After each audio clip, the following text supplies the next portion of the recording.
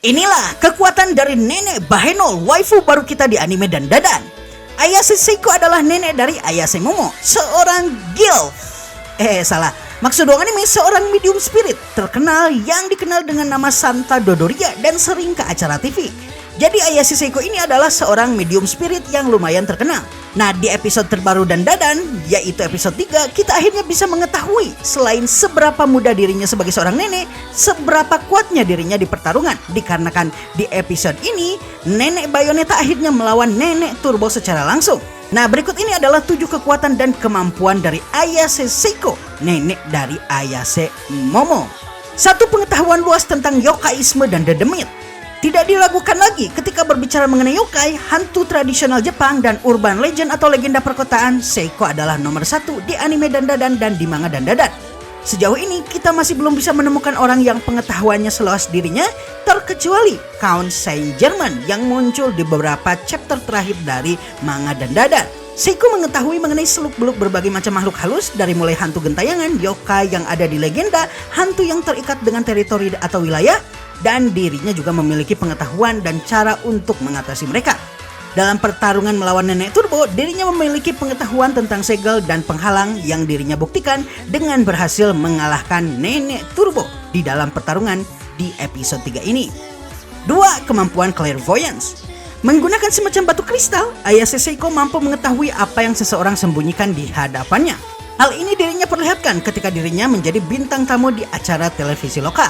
Dirinya dalam acara TV ini menebak mengenai apa yang disembunyikan oleh seorang idol muda atau seorang artis, seperti usianya, apakah dirinya sudah berkeluarga atau belum, dan makanan favoritnya. Awalnya Seiko seolah menjawab ke semua hal tersebut, seperti dirinya melakukan ramalan abal-abal di mana semua tebakannya salah. Namun tidak lama kemudian, idol tersebut akhirnya terbongkar seluruh rahasianya dan menjadi berita hot di mana-mana. Usianya yang sudah tidak muda lagi berhasil dibongkar, begitu pula keluarganya yang dirinya sembunyikan. Dan ini tentu saja menunjukkan kekuatan nenek Bayonetta yang lumayan merepotkan, yaitu clairvoyance, kemampuan untuk melihat rahasia dari seseorang yang mereka sembunyikan.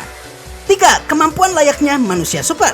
Sebagai seorang spirit medium alias Mbah Dukun, Seiko memiliki kemampuan, kecepatan, dan refleks di atas manusia normal. Hal ini dirinya perlihatkan sekali lagi di episode 3 dari Dandadan yang baru keluar tadi malam. Dalam episode terbaru ini, Seiko melawan nenek Turbo hampir dengan refleks, kekuatan, dan kecepatan luar biasa. Di episode 3 ini pula dirinya tidak terlalu kelihatan seperti memperlihatkan kemampuannya dikarenakan dirinya lebih menggunakan kemampuan segel untuk mengalahkan nenek Turbo. Dengan kekuatannya mengayunkan bat atau tongkat baseball, dirinya bisa langsung menghentikan dimensi isolasi dari nenek Turbo dalam sekali pukul dan membuat mereka kembali tertarik ke dunia nyata. Selain itu, saat pertama kali Seiko menyerang nenek Turbo yang telah merasuki Okarun, dirinya menggambar lingkaran di sebuah batu, dan keakuratannya yang bagai manusia super ini dikombinasikan dengan kemampuan untuk menghasilkan api segel yang akan membakar nenek Turbo, membuat nenek Turbo berhasil dikeluarkan dari domain atau dimensi sang yokai. 4. Kesadaran spiritual. Sebagai seorang medium arwah, Seiko memiliki kemampuan indera yang membuatnya mampu melihat, mendengar, dan merasakan roh dan makhluk spiritual. Dengan merasakan ketebalan energi spiritual yang ada di suatu wilayah tertentu, dirinya bisa mengidentifikasi jenis yokai apa yang dirinya akan temui. Sebagai contoh, ketika Seiko menyinggahi terowongan tempat nenek Turbo berada, melalui keganjilan yang dirasakan dirinya di dalam terowongan tersebut, Seiko akhirnya menyadari kalau nenek Turbo tidaklah sendirian. Dirinya berhasil menjalin hubungan dengan roh terikat wilayah yang ada di terowongan tersebut dan kemudian menyimpulkan kalau nenek Turbo telah menggabungkan dirinya dengan Earthbound Spirit Crab atau kepiting roh gentayangan yang juga berada di dalam terowongan. 5. Peminjaman kekuatan dari dewa. Untuk mempertahankan kekuatannya sebagai medium roh dan arwah, Seiko mesti meminjam kekuatannya dari dewa-dewa lokal yang ada di wilayah yang dirinya singgahi, seperti misalnya dewa gunung, dewa laut, ataupun dewa-dewa lainnya yang sebenarnya bisa kita golongkan sebagai yokai pula. Inilah sebabnya Seiko jarang sekali meninggalkan daerah rumahnya, yaitu kota Kamigoe, dikarenakan kekuatannya akan berkurang drastis apabila keluar dari wilayah tersebut. Sebenarnya apabila dirinya pindah ke wilayah lain, dirinya bisa memperbaharui perjanjiannya dengan dewa lokal lainnya, namun dibutuhkan ritual untuk melakukannya, dan biasanya ritual ini memerlukan syarat yang lumayan merepotkan. Di episode 3 dari Dandadan ini, kita melihat kalau Seiko memerintahkan Momo dan Okarun untuk bermain petak umpet alias kucing-kucingan dengan Nenek Turbo. Sementara dirinya akan menunggu di ujung batas wilayah kota Kamigoe. Hal ini terjadi dikarenakan Seiko tidak akan memiliki kekuatan ketika dirinya meninggalkan wilayahnya dan memilih menunggu di ujung batas wilayah yang dirinya kuasai. Sementara Okarun dan Momo memancing sang Nenek Turbo untuk keluar dari wilayahnya yang akan membuat Nenek Turbo menjadi lebih lemah.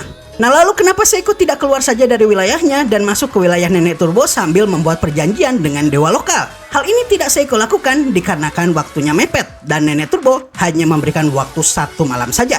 Sementara seperti yang diperlihatkan di episode 3 ini, Nenek Turbo sudah merasuki Okarun begitu dalam hingga dirinya bisa mengeluarkan kemampuan isolasinya dan hampir membunuh Seiko, Momo, dan Okarun sendiri dan mengutuk mereka hingga darah keluar dari hidung dan telinga mereka. 6. Kotodama. Kekuatan selanjutnya dari Ayase Seiko adalah Kotodama. Kotodama adalah konsep untuk meningkatkan kekuatan suatu benda ataupun suatu aktivitas. Entah itu pukulan, tendangan, ataupun senjata juga medium lainnya seperti kertas dengan menambahkan kata. Entah itu berupa tulisan ataupun bunyi di setiap unsur-unsur tersebut.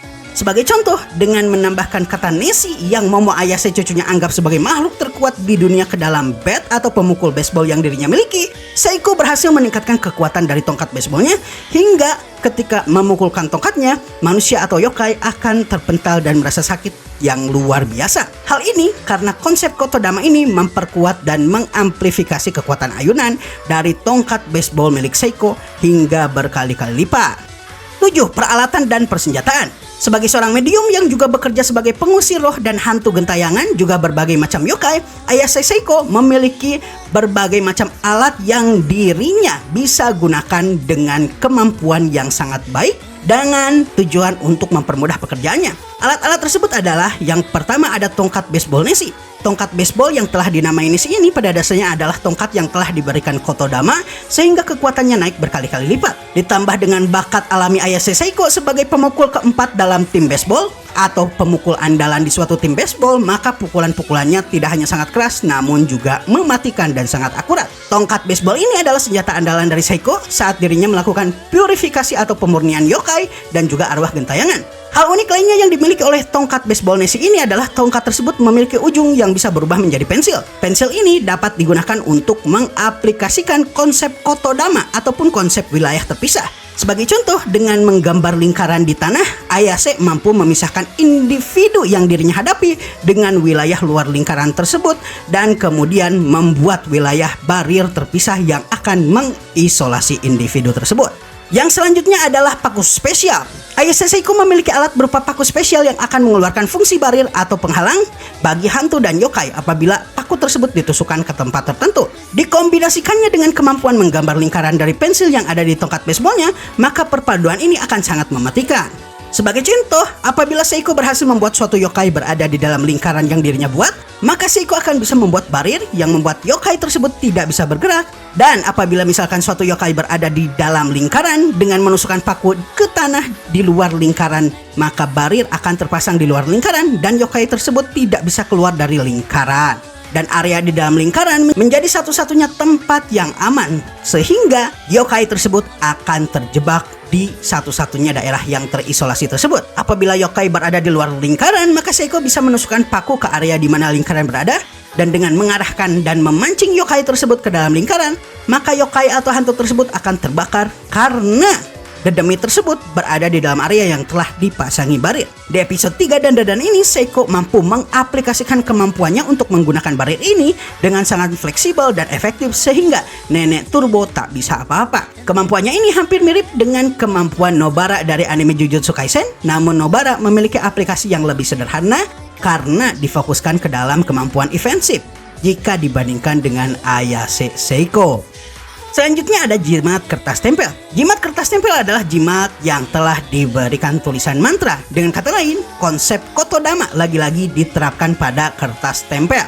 Kertas ini menjadi pelindung kediaman keluarga Ayase dan membuat baik itu alien dan makhluk-makhluk goib lainnya tidak bisa memasuki halaman rumah mereka sekalipun. Fungsi jimat tempel ini kurang lebih sama seperti paku spesial yang sering dibawa oleh Seiko dan memiliki manfaat untuk mencegah para yokai dan alien supaya tidak bisa memasuki area tertentu yang dibatasi oleh kertas ini, dan apabila mereka bersikeras untuk memasuki wilayah tersebut maka mereka akan terbakar. Alat selanjutnya yang Seiko miliki adalah harisen atau kipas kertas. Harisen atau kipas kertas adalah kipas yang pada dasarnya telah dimantrai oleh Seiko. Kipas ini Seiko gunakan untuk mengeluarkan roh dari seseorang yang kerasukan ataupun kesurupan. Dan selain harisen, kita juga memiliki baju medium upacara yang berguna untuk melindungi pemakainya dari serangan makhluk spiritual. Menurut Seiko, baju upacara medium ini memiliki fungsi seperti rompi anti peluru spiritual yang akan melindungi pemakainya dari serangan-serangan spiritual dan kutukan hantu juga para yokai.